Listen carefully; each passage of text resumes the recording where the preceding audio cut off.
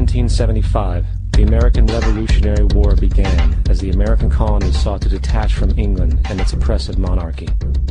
Though many reasons are cited for the revolution, one in particular sticks out as the prime cause: that King George III of England outlawed the interest-free, independent currency the colonies were producing and using for themselves, in turn forcing them to borrow money from the Central Bank of England at interest, immediately putting the colonies into debt.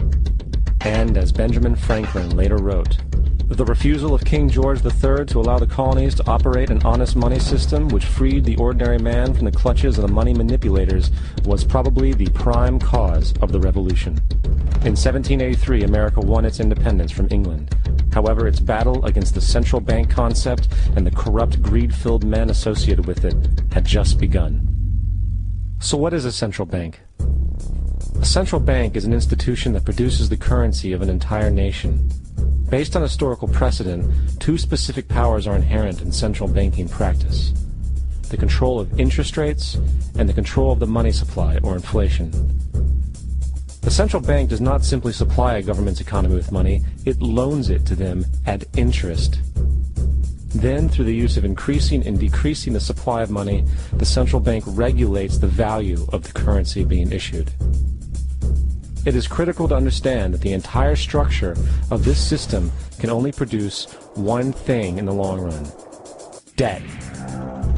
It doesn't take a lot of ingenuity to figure this scam out. For every single dollar produced by the central bank is loaned at interest.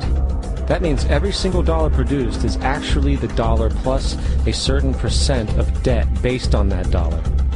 And since the central bank has the monopoly over the production of the currency for the entire country, and they loan each dollar out with immediate debt attached to it, where does the money to pay for the debt come from? It can only come from the central bank again, which means the central bank has to perpetually increase its money supply to temporarily cover the outstanding debt created, which in turn, since that new money is loaned out at interest as well, creates even more debt. The end result of this system without fail is slavery, for it is impossible for the government and thus the public to ever come out of the self-generating debt. The founding fathers of this country were well aware of this.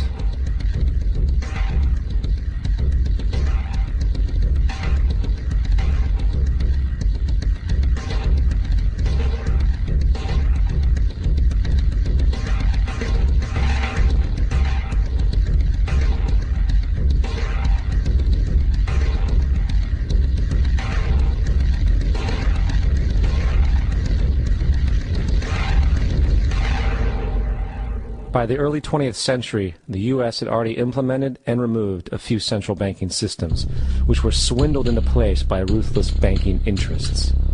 At this time, the dominant families in the banking and business world were the Rockefellers, the Morgans, the Warburgs, the Rothschilds. And in the early 1900s, they sought to push, once again, legislation to create another central bank. However, they knew the government and public were very weary of such an institution, so they needed to create an incident to affect public opinion. So, J.P. Morgan, publicly considered a financial luminary at the time, exploited his mass influence by publishing rumors that a prominent bank in New York was insolvent or bankrupt. Morgan knew this would cause mass hysteria, which would affect other banks as well. And it did. The public, in fear of losing their deposits, immediately began mass withdrawals.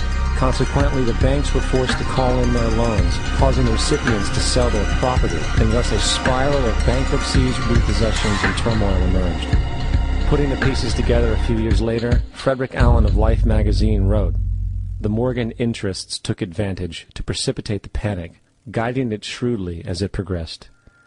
Unaware of the fraud, the Panic of 1907 led to a congressional investigation headed by Senator Nelson Aldrich, who had intimate ties to the banking cartels and later became part of the Rockefeller family through marriage. The commission, led by Aldrich, recommended a central bank should be implemented so a panic like 1907 could never happen again. This was the spark the international bankers needed to initiate their plan. In 1910, a secret meeting was held at a J.P. Morgan estate on Jekyll Island off the coast of Georgia. It was there that the central banking bill called the Federal Reserve Act was written.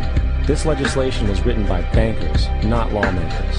This meeting was so secretive, so concealed from government and public knowledge, that the 10 or so figures who attended were told they could only use their first names in addressing each other. After this bill was constructed, it was then handed over to their political frontman, Senator Nelson Aldrich, to push through Congress. And in 1913, with heavy political sponsorship by the bankers, Woodrow Wilson became president, having already agreed to sign the Federal Reserve Act in exchange for campaign support. And 2 days before Christmas, when most of Congress was at home with their families, the Federal Reserve Act was voted in, and Wilson in turn made it law. Years later, Woodrow Wilson wrote, in regret,